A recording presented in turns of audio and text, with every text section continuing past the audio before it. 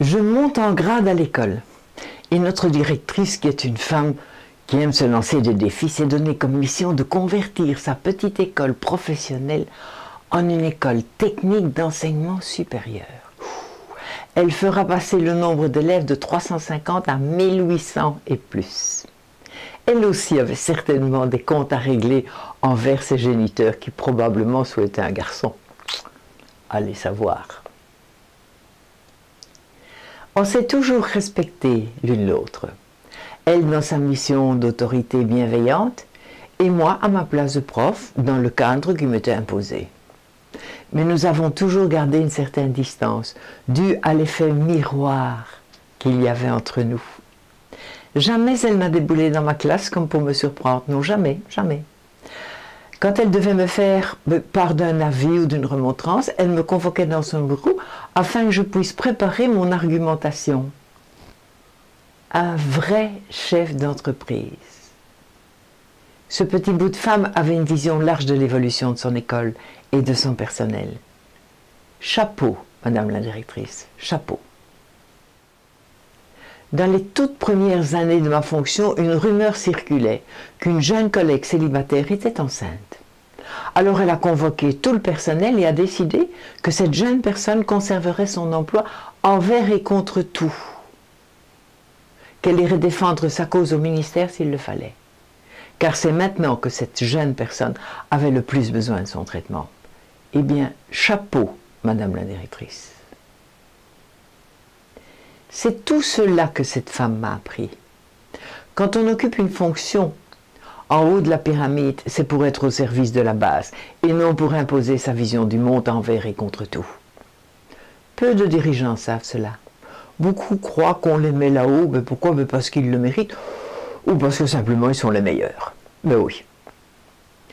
Eh bien, cela me rappelle le principe de Peter, qui offre à notre réflexion que l'on choisit le meilleur élément d'un certain niveau de compétence pour le hisser au niveau supérieur.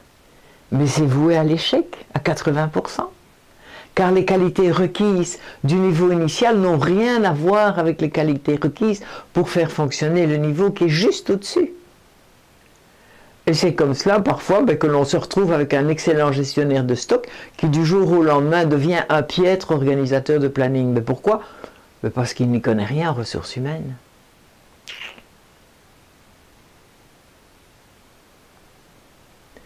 En 2 ou 3 ans, j'ai eu des responsabilités dans la nouvelle section art décoratif. Et j'ai eu l'impression de bénéficier de pas mal de privilèges.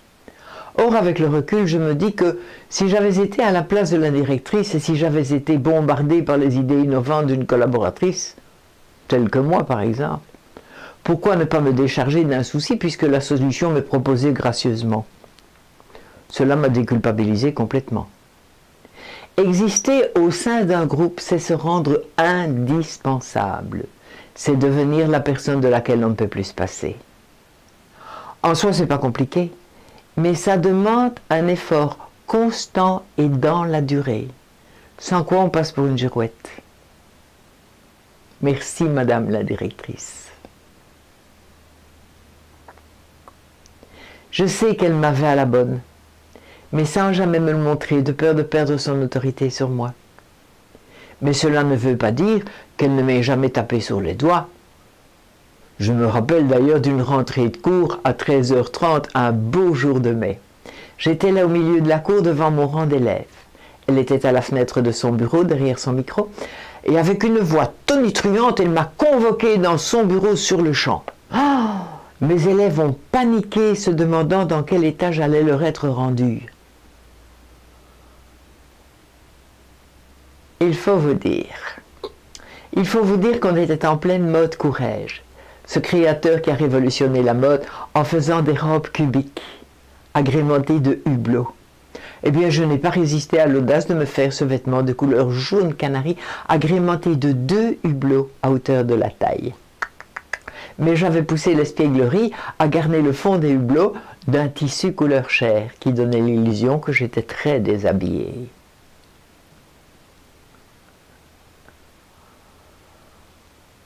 En entrant dans son bureau, la directrice a précipité ses 2 mains dans les trous, croyant me prendre en défaut, ce que je n'étais pas.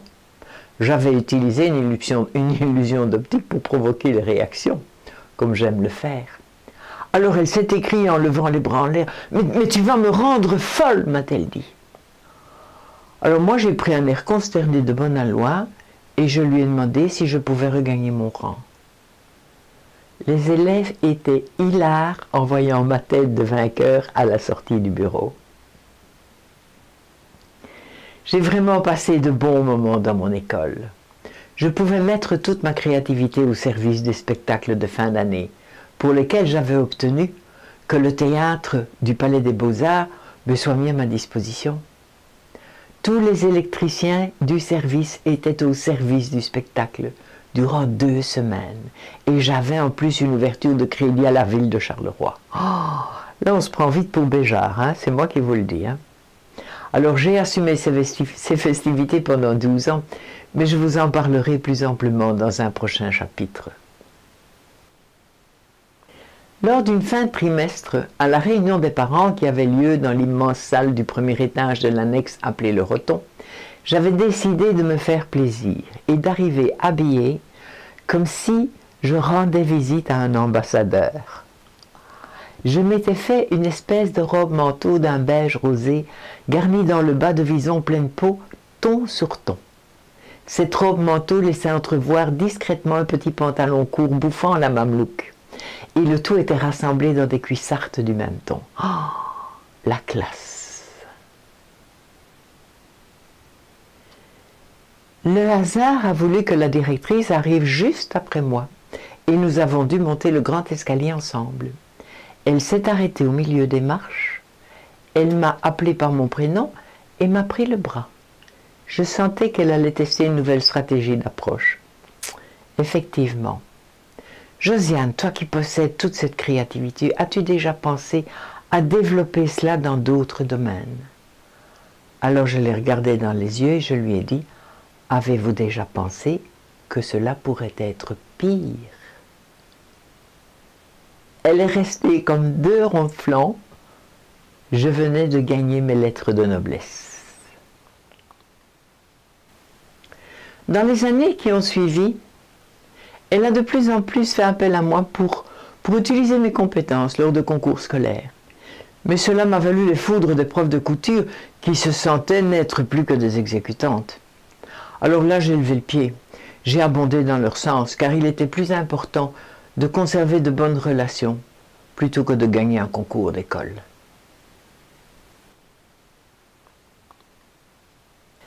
Faire de la couture, cela m'a toujours démangé les doigts. Comme vous le savez, je suis née dans les chiffons. Ma mère avait cette ouvrière et j'avais à ma disposition un demi-mètre cube de magazines de mode. Ça veut dire que mes connaissances et mes amis, ils s'appelaient Christian Dior, Yves Saint Laurent, Coco Chanel, etc. Donc pour moi, tout le monde portait ce genre de vêtements. Je n'ai découvert le catalogue de la Redoute avec ses combinaisons roses et ses grosses culottes en coton que 30 ans plus tard. Alors, poussée par certaines personnes, j'ai mûri l'idée de créer ma propre maison de couture. Ben oui, pourquoi pas. C'était le tout début du printemps, c'était le moment de mettre tout cela en chantier. La mode était en train de changer. Les patrons Vogue avaient fait leur apparition et ils révolutionnaient la mode en ce sens qu'ils mettaient l'accent sur la coupe et non sur les ajouts décoratifs. Actuellement, je les utilise encore, tant ils sont modernes dans leur création contemporaine. J'avais pris comme décision de confectionner 3 manteaux, 3 2-pièces et 3 robes. J'avais convaincu une de mes amies, qui était prof de couture dans une autre école, de faire l'assemblage des pièces de tissu. Et je me chargeais de l'approvisionnement des matières premières en usine, avec réassortiment obligatoire, bien entendu. Je me chargeais du patronage et de la découpe des pièces. Comme maintenant j'avais une grande maison, j'avais consacré toute une pièce à cette activité. Et 2 mois plus tard, j'étais sur les routes avec mes 2 valises dans le coffre de main de chevaux et je rayonnais autour de Charleroi, car j'utilisais mes heures de fourche pour prospecter. Ce fut 2 mois d'exaltation, de plans sous la comète. Je me voyais à la tête d'une entreprise de confection enfin moderne. Waouh!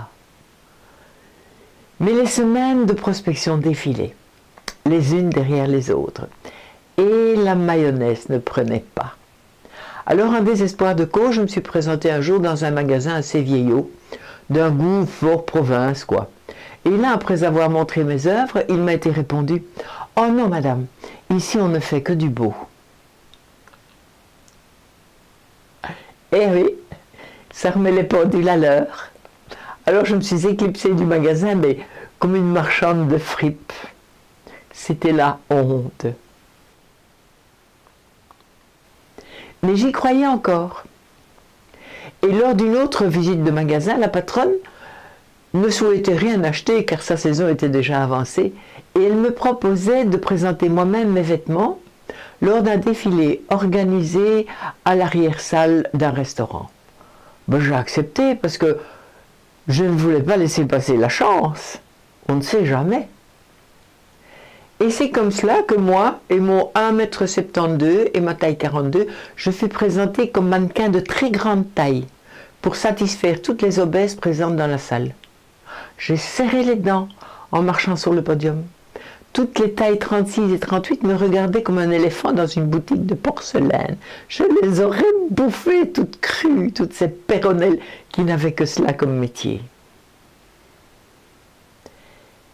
Et puis tout à la fin du mois de juin, une brave petite commerçante de Fleurus a eu pitié de moi. Elle m'a enfin permis d'étraîner mon virginal carnet de commandes. Et elle m'a acheté un manteau et une robe. Mais hélas, dans des couleurs absentes de ma collection.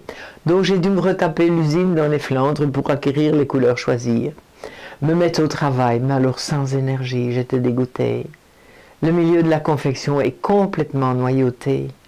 N'y rentre pas qui veut. Chacun défend son territoire, ben c'est de bonne guerre. Voilà. Alors, eh bien, j'ai fait place nette dans ma salle de travail.